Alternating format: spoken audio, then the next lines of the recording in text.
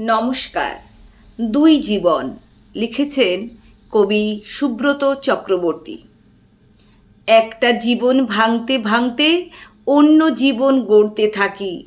এক জীবনের শূন্যতাকে অন্য জীবন ভরিয়ে তোলে।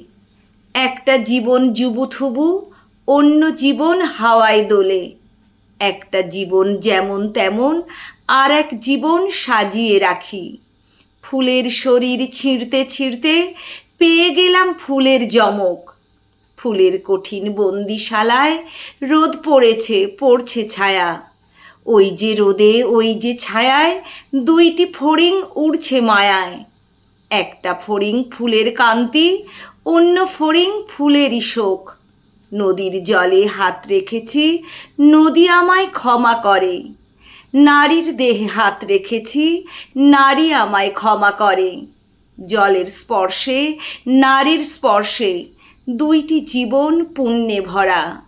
একটা জীবন নিদ্রাহারা, অন্য জীবন ঘুমের ঘোরে।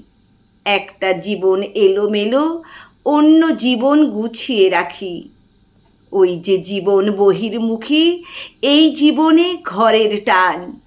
ফুলের শান্ত বন্দিশালায় সারা জীবন ভ্রাম্যমান। একটা জীবন ভাঙতে ভাঙতে আর এক জীবন গড়ছি নাকি? নমস্কার।